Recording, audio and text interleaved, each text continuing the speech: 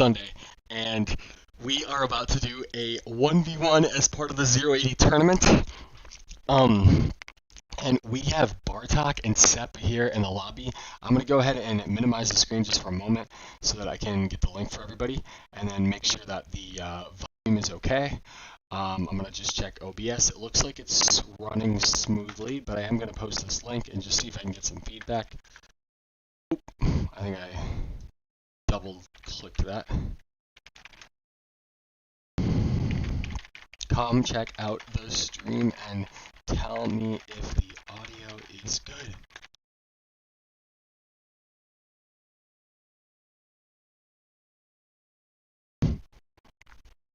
Yes, let's do it. This is going to be a good one. I'm excited about this.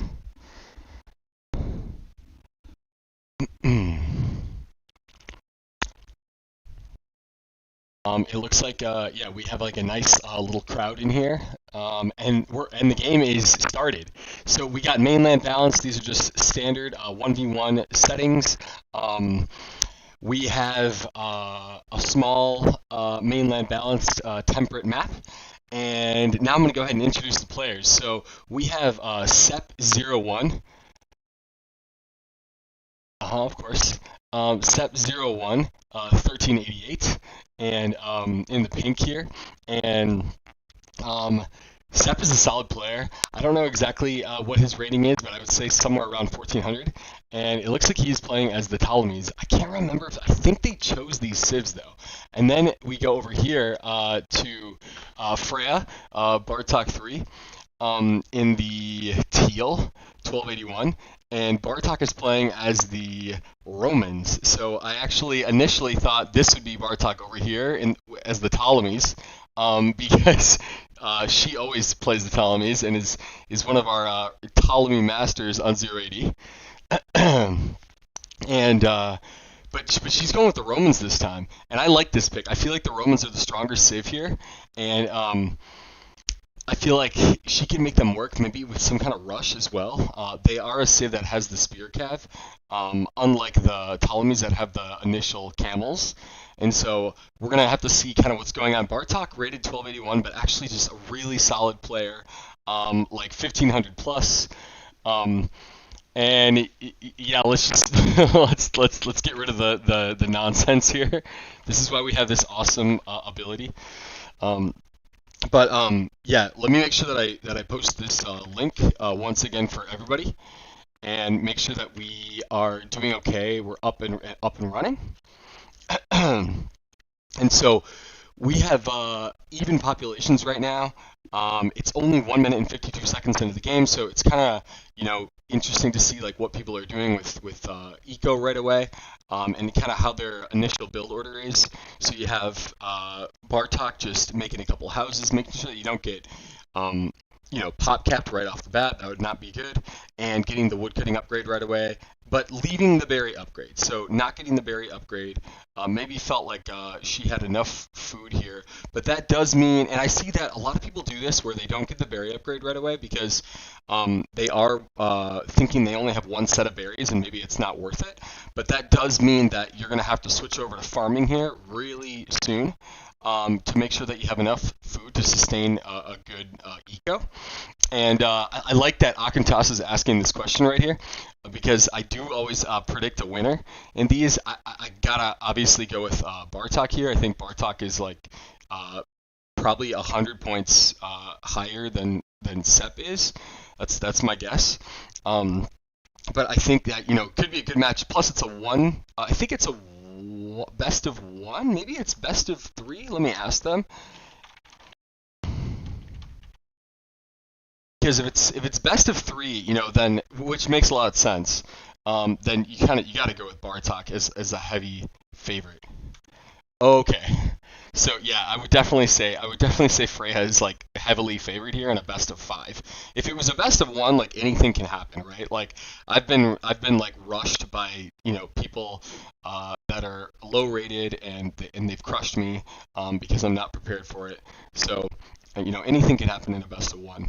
I like that Freyja has this barracks up here, and it's going to be interesting to see if she kind of does like a smooth transition to fields here. With 2 fields and 7 on berries still. I feel like she needs to get this farming upgrade right away. Otherwise, food is going to be a big issue for her. 3 more women coming out, and I also like, if possible, to not to optimize the farming and not have 5 females on each field, but maybe 3 or 4 on each field. And let's go ahead and head over to Sepp now and see kind of what he's up to. So he's got 6 house builders, which makes a lot of sense. I've always been saying this about the Ptolemies. Like in 826, it takes forever to build houses, and you need like so many house builders. And then Sepp doing like a really good transition, like with food here. It looks like he's got like solid food production here, 4 minutes and 27 seconds. Mainly building women here, but also making sure that you want a steady stream of soldiers coming out of this barracks here. And so there you go. Auto queue is a good way to do that. And then over here, yeah, like I said, I think Freyja's struggling with food here. That's kind of the issue here. So Freyja really needing to just catch up on this food, but she did finally get the farming upgrade, which is good.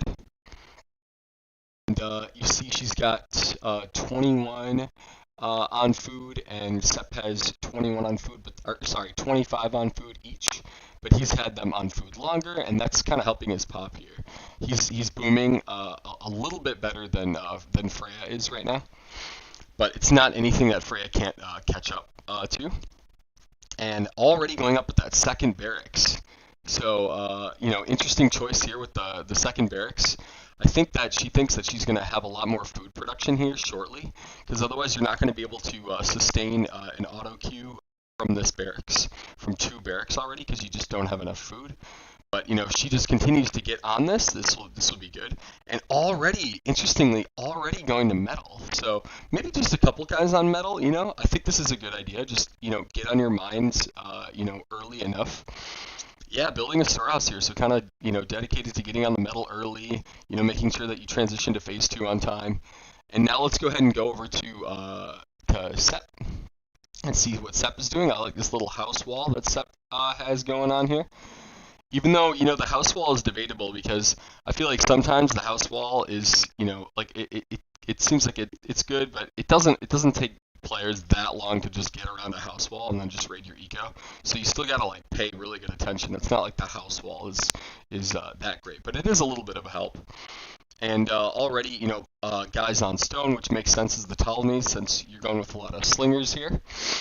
Let me just post this one more time.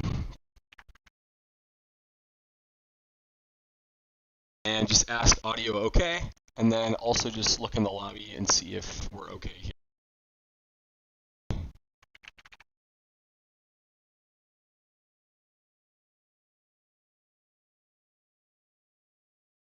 There we go, cool. So we're just making sure that's posted, and now we're back to it.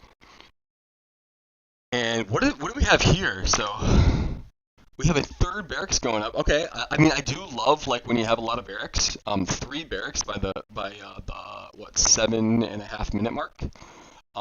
That's definitely like at least ahead of pace on barracks. Just making sure that you're always able to queue guys from the barracks so that you don't have idle buildings, because you don't want to have just a bunch of buildings that aren't creating units, because then what is the point of the building? But still, very, very nice play, like just getting a lot of potential here. And then once the wood eco kind of improves a little bit here, then I think Freyja's going to be looking great. Freyja's a little bit behind kind of where she normally is at like the 730 mark, usually at like 100 plus pop, I would say. Yep. And but the 3 barracks, by like 9 minutes is definitely a good to have. You just want to make sure that you can sustain it.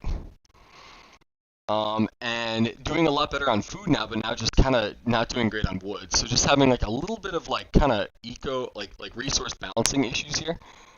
And then having to build like emergency houses. This is why, if possible, you want to just place the next house down as the current house is being built, and have like as few women as possible building that house.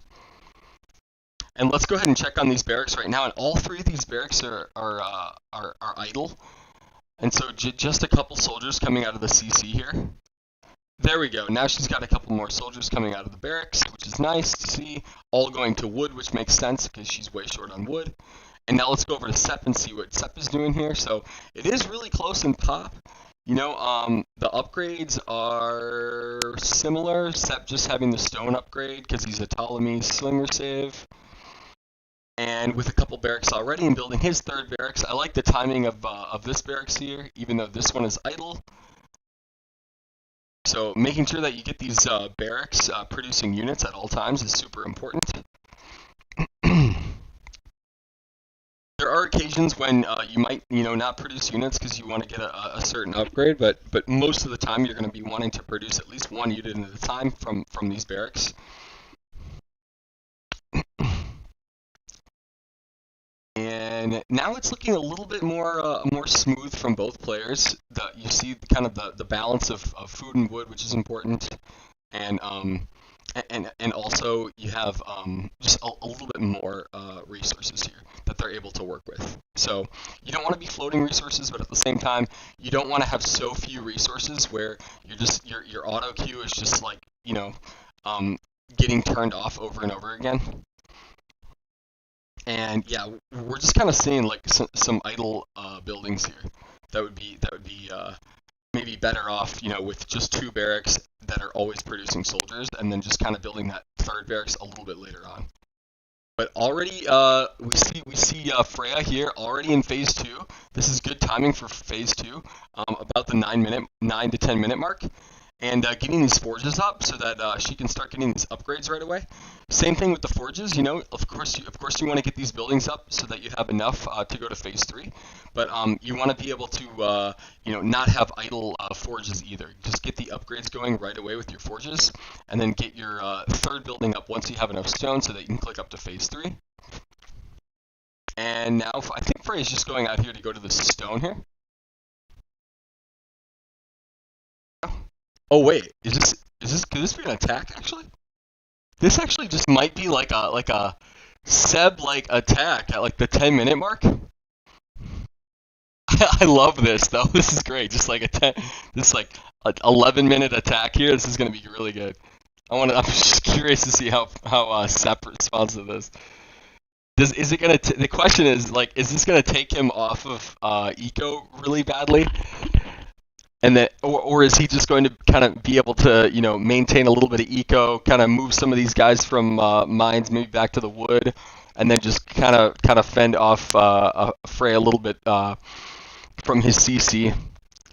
I mean, he has to make sure that he can continue getting food eco here, though. So I think he's going to want to bring these soldiers up from behind and see if he can defend this. And Frey didn't send everybody, I don't think, did she? Oh, okay, pretty much everybody. She has a few guys on mines, though. But other than that, she sent everybody. And yeah, you already see just Sepp just going way off. Oh, okay, so I don't like this play. Like, I feel like as soon as you see this, you take your women and then you just drop off if you can, but then just move them to the back and have them start collecting wood so that you don't have, women in your CC, and your CC is just way underpowered now. And your women aren't doing anything. They're just sitting in houses. And meanwhile, Frey has this little army. I don't know about this play though. This seems like a little risky. Like, Frey is definitely outnumbered here and doesn't want to get cut off in the back.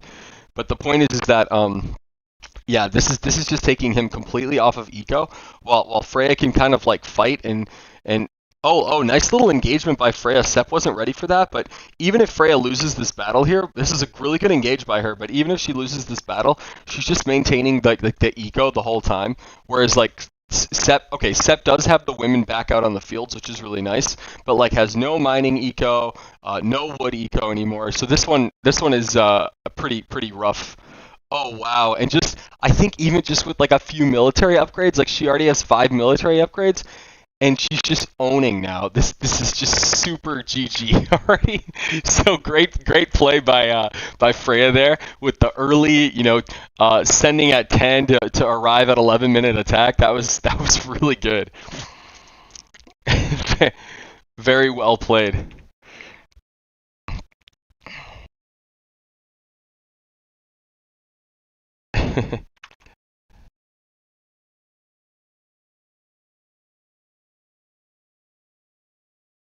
And yeah, I mean, he said GG, but he's not resigning. Okay. Maybe he thinks like, okay, Freya hasn't been doing anything because she sent everybody, but she didn't, and she's like just so far ahead now. There's just no way that Sepp is going to be coming back from this one.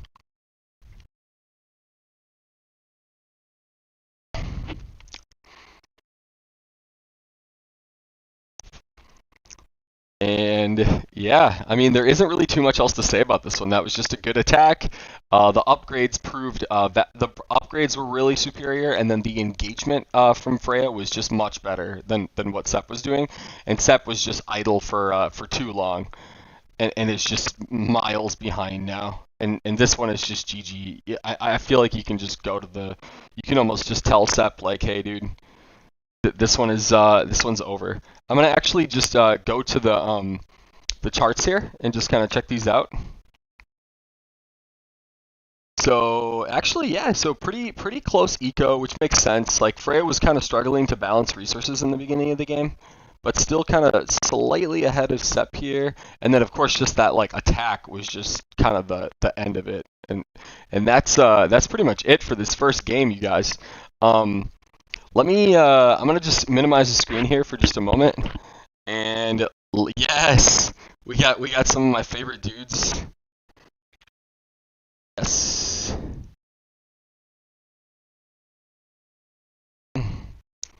Nice, dude.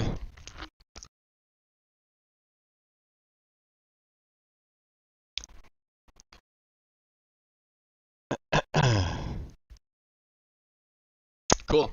So yeah, that's pretty much it for game one. I think I want to kind of just end the stream and then just start a new one for the next game, just to make it more easy to watch. And so I'm gonna go ahead and I'm going to go ahead and end this stream. I'll start it back up for the next game. Cool.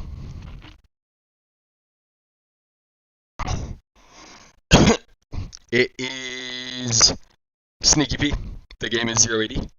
And first 1v1 coverage of the tournament so far. So really happy to do this. And I'm looking forward to doing the next one in just a moment. So we are out.